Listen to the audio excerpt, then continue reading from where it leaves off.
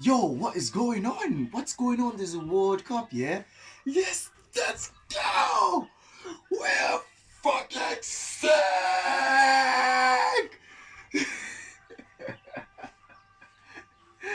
Africans are sick! Look at what we're doing, huh? Belgium 2-0, South Korea 3-2, fucking Serbia 3-2. What the fuck? What the fuck? What the fuck? Uh, now reviewing this World Cup as an African is like one of the best thing of my life. 2018 was terrible in that all but one African team was actually good. I don't remember that African team that was Actually, all African teams were terrible in 2018. good, but it wasn't a nice sight to see. What are you on about? There was no sight to see. It was shit. They were seeing a lot of stupid losses when it comes to Africans, but now Actually, Tunisia had a good performance. look at us, huh? We're beating the big boys, the former number one of the world, beaten by Morocco, huh? You got a team that has Son Heung-min and the fucking Kim Wall. Look at that, defeated. The Great Wall of Kim, more like the Great Wall of Shame. And then just look at our performance against Serbia, Cameroon against Serbia. Just look at it. Just look at it, bro. And also, when it comes to Cameroon, Cameroon are a special case because I have a special story to talk about later on in the video. But for now, let's go through a smooth little talk about the World Cup when it comes to African teams. This shirt is too light. Let me change. While I change, why don't you hit that subscribe button? Yeah. Okay, that's kind of good. So, we've gone through 2 rounds of the World Cup, and first round we don't talk about it. We don't want to talk about it. We don't know what happened. Africans, we didn't watch. Now in the first round, the first game, or one of the first games, um, Senegal fell 2-0 against the Netherlands. Which, in my perspective, if it wasn't for the fact that Edouard Mendy started sleeping, we would have won that match. And if our chances were made into actual goal scoring chances, then we would be Gucci, man. So we lost. Of course. But then, this been a story of the World Cup this whole time of if only we took more chances, if only we sealed our chances. Still lost. I don't know why you keep rambling. So, I'm not disappointed. I'm clearly disappointed, as you can see. It's the Netherlands, 2-0. What do you have to ask for? A win. All I ask for is a bloody goddamn. And then we followed that up with a what the fuck performance against with Cameroon. You saw them looking all wimp and that, and then you just don't really know what they were going to do. You see this face? This is the face of a guy who didn't even watch the other games. Because every time they just took to the pitch, I mean, every time they had a chance, it just went away like that, like. I low-key feel like Doctor Strange in this moment. I'm not being serious when it comes to my thing, The Wade review was far away. with my reviews because I know I'm gonna talk about something else. And now the second round was where Africans decided, you know what? We're actually good at football. Morocco start off the African wins by defeating the somehow world number 2 Belgium. I say somehow jealously. Very jealously. And I mean, Jan Vertonghen said it better than I would ever say it.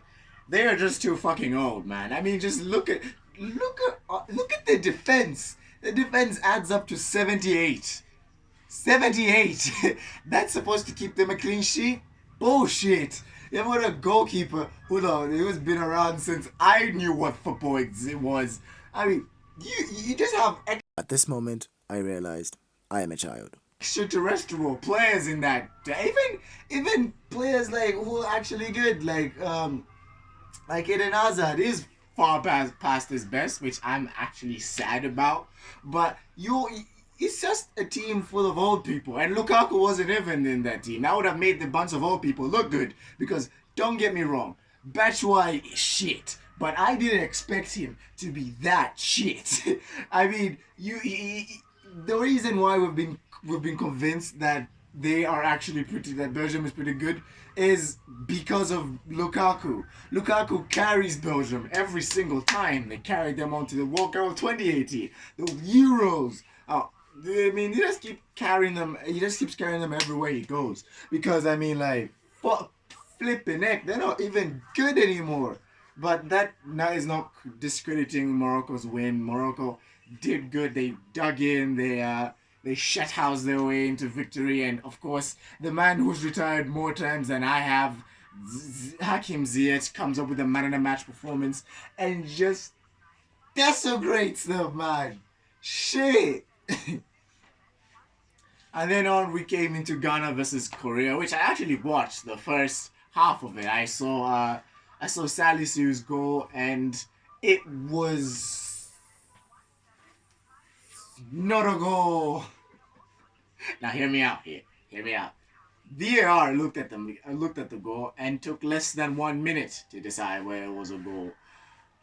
I mean, if you look at it, it could take you a minute or less to decide that this isn't a goal. So,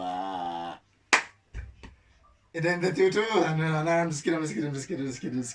It was a goal. Ayu didn't touch it, and it was a ball to hand. It ricocheted off his thigh, then came on his hand. I think that rule is set in stone, that when it hits any of your body parts or any of your opponent's body parts, then hits your arm, then it's not a handball. Because you did it because a handball is intentionally touching the ball, right? Right? Because I mean, I also don't know what the handball rule is. I'm so confused. But anyway.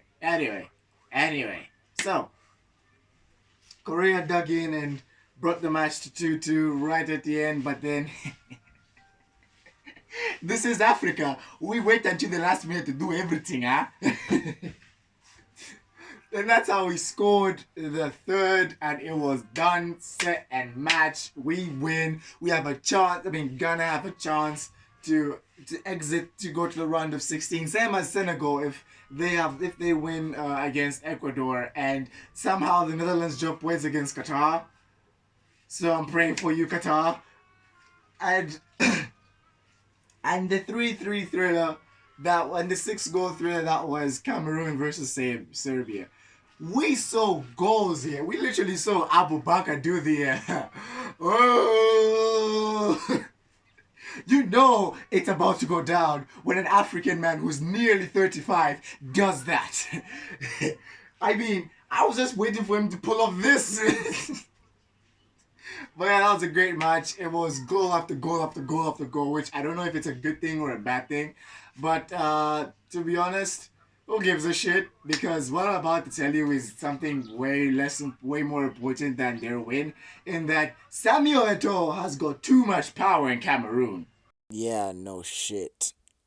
Why the hell is he part of the managerial aspect when it comes to Cameroon when he's supposed to be the FA president? I mean, I have never seen the FA. Okay, let me take my country for instance. Our FA president is Andrew Kamanga. I have never seen Andrew Sabon fashion or bring off Patson Daka or tell the goalkeeper, tell Chibwe to be like, no, you have to do this. I've never seen him anywhere in our tournaments, right? He never even goes to tournaments to watch us. That's because we do not qualify for tournaments. So I don't understand why, first of all, why he's giving decisions to the manager. Like, he's got too much power. And also sources, by sources I mean a bunch of Africans on Facebook. Thank you guys. They've told me that it seems that he has got the manager is sort of connected to the only reason why he has the job is because of Samuel Eto'o and that they are friends and that and they connived to get the job. So I mean, let's take this conniving thing with a pinch of salt, right? Uh, you're the president of your country, the president of the country's FA, who's going to the World Cup in Qatar, which will be your record sixth time going to the World Cup, and you trust your friend to lead them to the supposed All African final that you want?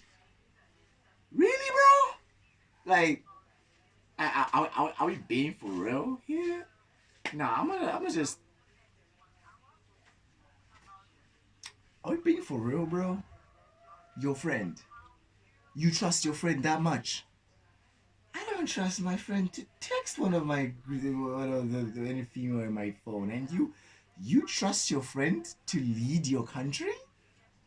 Really, bro? Really? Now, of course, if this is true, then of course this is blatantly an offense. I don't know what the name of the offense is. Probably Bear with me here, right? I don't want to find it, just watch me look stupid. what's that one? The devil corruption. What your friend? Whatever. But so he's committed that offense. I was about to say incense, but then I remembered incense is having sex with your family member. Wait, can I say this? Do I have to bleep it? I don't know. Fuck it. If I get a community guideline strike, then fuck you, YouTube. I don't know where to get money, you little piece of shit. Anyway, we go on and we see that it kind of makes sense because when you've got someone who's arguably the best Cameroonian striker of all time and having the powers of him, you could see some backstage deals heading on, but just to be in a World Cup doesn't make sense because if it was the AFCON, sure, why not? But then, why a World Cup? A World Cup. What? You think your friend is the next Luis Enrique or the next Roberto Mancini when it comes to international managers? You think he's that guy? I don't think. I think I speak with everyone when I say he's not that guy. And when you see players criticize, I don't know his name, something Song, his decisions, they get sacked. Andre Onana was literally sacked from the national team of the World Cup. He's not going to play any more matches. I don't think he played against Serbia because I didn't watch the match. I don't think. What? Why? Okay, why? Like, dude, he's the best Cameroonian shot stopper in that team. And you just send him home? It's like Portugal sending away Bruno Fernandes. It's like Serbia sending away Mitrovic or Tadic or Milinkovic or any itch. It's like Croatia sending any Modric home. It's like, it's stupid. It's like Croatia sending away, it's like Costa Rica sending away Keylor Navas. It's considered 8 goals. So I mean, that wouldn't be a bad idea, would it?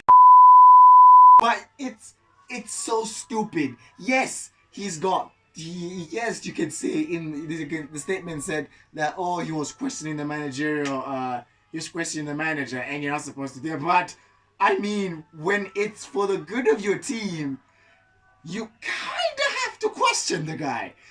Or else you'll be seen as a dictator of a manager. Because have you seen any of his squads, these 2 previous squads? Why isn't the guy who won top scorer at the AFCON without winning the AFCON on the bench?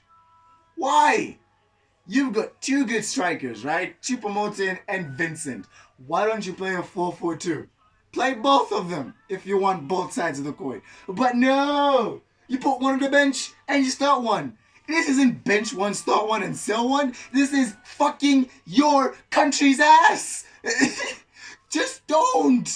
Don't make it obvious that you're not qualified. I mean, look at Ollie. Ollie didn't make it obvious that he's a managerial pancake. He didn't. He tricked us for 3.5 years. So, I mean, you guys are absolutely fucked, and I hope you burn in a ditch. No, I'm kidding. I don't want you guys to fail. You're actually kind of our hope, you and Senegal. Morocco and Tunisia, come on. Before you send any hate, Tunisia are knocked out. Luck. But anyway, this is my video. This is a sort of comedic way of judging Samuel Eto'o's strange powers in the Cameroon squad. Thank you so much for watching this far in the video, and I have a Patreon. If you didn't notice with my previous two jokes ago, I don't get paid on YouTube, meaning I don't have 1,000 subscribers, I don't get views, bish bash bosh. But if you feel like other than just subscribing to the channel, which I want you to do, and liking the video, which I also want you to do, you want to support me, so you can by buying my Patreon. So that will be in the description. I think it'll be a very nice way, very wholesome way, and yeah, thank you. Now I can go watch whatever the fuck's on TV.